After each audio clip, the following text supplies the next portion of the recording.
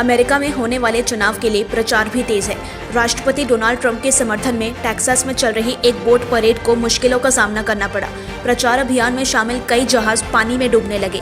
फिलहाल किसी के घायल होने या चिकित्सा आपातकाल की कोई सूचना नहीं है। भारत के भगोड़े हीरा व्यापारी नीरव मोदी के प्रत्यर्पण मुकदमे के दूसरे चरण की सुनवाई आज से शुरू होगी। ब्रिटेन की अदालत में होने वाली इस सुनवाई में नीरव वीडियो कॉन्फ्रेंस के माध्यम से पेश होगा।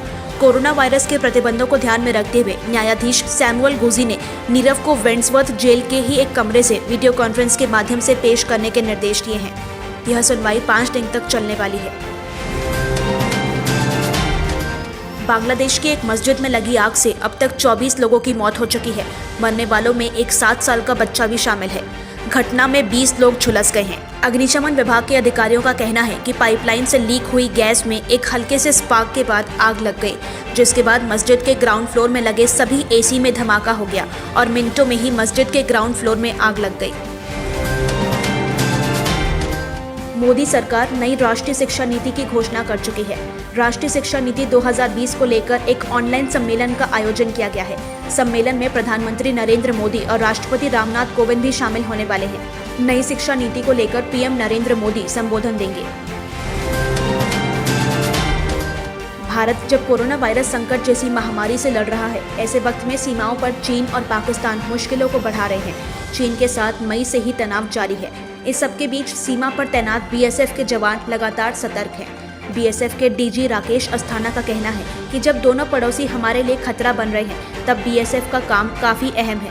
राकेश अस्थाना ने पिछले 3 दिन में एलओसी के पास सीमा इलाके का दौरा किया। साथ ही उन्होंने बॉर्डर के हालात का जायजा लिया। भारत में कोरोना का आंकड़ा 42 लाख के पार पहुंच चुका है। कोरोना से अब तक 71,000 से ज्यादा मरीजों की मौत हो चुकी है। हालांकि राहत की बात यह है कि 32 लाख से ज्यादा मरीज कोरोना को मात दे चुके हैं, जबकि देश में 8.82 लाख के करीब केस एक्टिव हैं। बंगाल के बीजेपी अध्यक्ष दिलीप घोष ने एक ऐसा बयान दिया है जिसकी चर्चा चारों ओर हो रही है। घोष ने अपने राजनीतिक विरोधियों को जूता मारने की बात कही। उत्तरी परगना जिले में पार्टी कार्यकर्ताओं को संबोधित करते हुए दिलीप घोष ने कहा कि हम उन्हें जूते से मारेंगे, कपड़े उतार देंगे और फिर पिटाई करेंगे। मैं आपको बता दूं कि दिलीप घोष जो बोलता है वह करता है। बिहार में चुनाव कार्यक्रम के ऐलान के इंतजार के बीच सियासी बयानों के तीर चलने लगे हैं। बिहार विधानसभा में विपक्ष के नेता तेजस्वी यादव और तेज प्रताप यादव के बाद अब आरजेडी के राष्ट्रीय अध्यक्ष लालू प्रसाद यादव ने भी नीतीश कुमार के खिलाफ मोर्चा खोल दिया है। आरजेडी सुप्रीमो ने ट्वीट कर नीतीश कुमार पर तंज कसा। उन्होंने शायराना अंदाज में कहा कि ये बात तो पक्की है, जो बिहार पर भार है नीतीश कुमार है। कोरोना की वजह से 169 दिनों से बंद दिल्ली मेट्रो फिर से पटरी पर लौट आई है। आज सुबह 7 बजे दिल्ली में एक बार फिर से मेट्रो सेवा की शुरुआत हो गई। हालांकि फिलहाल यह शुरुआत केवल येलो लाइन यानी कि समयपुर बादली से हुडा सिटी सेंटर पर हो रही है। सुबह 7 बजे हुडा सिटी सेंटर से समयपुर बादली के लिए मेट्रो को रवाना किया गया। छत्तीसगढ़ में लगातार 8वें दिन भी कोरोना का कहर जारी रहा। पिछले 24 घंटे में रायपुर में 711 व प्रदेश में 2100 नए केस सामने आए हैं। वहीं प्रदेश में कोरोना से 24 लोगों की मृत्यु हो गई है। इनमें 13 रायपुर के लोग हैं। राहत की बात यह है कि रविवार को प्रदेश भर में स्वस्थ होने के बाद 711 मरीजों को छुट्टी दी गई। इन्हें मिलाकर प्रदेश में अब तक 21,198 मरीज पूरी तरह स्वस्थ हो चुके हैं। प्रदेश में अब तक 45,265 लोग संक्रमित हो चुके हैं। वहीं 23,685 एक्टिव केस हैं।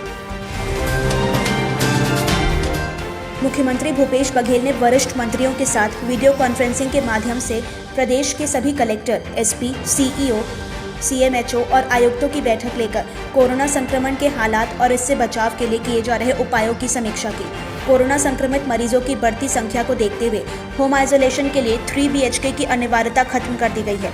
अब मरीज के परिजनों को भी दवाइयों की किट दी जाएगी। कंटेनमेंट जोन घोषित करने का पूरा अधिकार कलेक्टर को दिया गया है। वहीं जिले के अस्पताल खाली बिस्तरों की जानकारी रोज अपडेट करेंगे।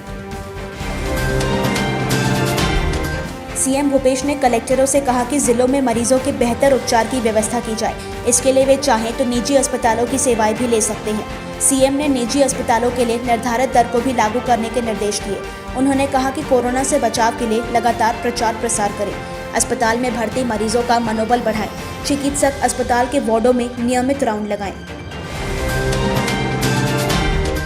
छत्तीसगढ़ के कुछ जिलों में कोरोना मरीजों के उपचार और ट्रेसिंग में अब भी लापरवाही बरती जा रही है। सिस्टम की ट्रेसिंग व्यवस्था दुरुस्त नहीं होने और कोविड के इलाज के लिए चुने गए निजी अस्पताल बीमारी से लड़ने तैयार नहीं होने से शनिवार की रात एक मरीज की जान चली गई। स्वास्थ्य विभाग ने परिजनों को भिलाई सेक्टर 10 के 65 वर्षीय मरीज के संक्रमित होने की जानकारी तो दी, लेकिन अस्पताल पहुंचाना भूल गया।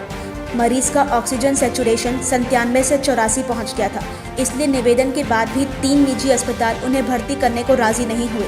समय बीतने के साथ ही मरीज की हालत भी नाजुक हो गई और कुछ देर बाद उनकी मृत्यु हो गई। सुशांत केस में ड्रग्स एंगल की जांच कर रही नारकोटिक्स कंट्रोल ब्यूरो की टीम आज लगातार दूसरे दिन रिया चक्रवर्ती से पूछताछ जारी रखेगी। ड्रग्स के कमर्शियल एंगल यानी कि रिया के ड्रग्स के व्यापार से जुड़े होने की आशंका को लेकर आज जांच हो सकती है। इस दौरान रिया के भाई शोविक, सुशांत के हाउस मैनेजर सैमुअल मिरांडा और हेल्पर दीपेश सावंत को सामने बैठाकर सवाल जवाब किए जा सकते हैं। सूत्रों के मुताबिक आज रिया की गिरफ्तारी भी हो सकती है। कंगना रनौत के लिए शिवसेना सांसद संजय राउत ने अपशब्द का इस्तेमाल कर उन्हें मुंबई न आने की धमकी दी थी। इस पर कंगना ने करारा हमला किया। उन्होंने साफ कहा कि 9 सितंबर को मैं मुंबई पहुंच रही हूं। शिवसेना के लोग मारने की धमकी दे रहे हैं। देश के लिए कई लोगों ने जान दी है, मैं भी वो कर चुका हूं।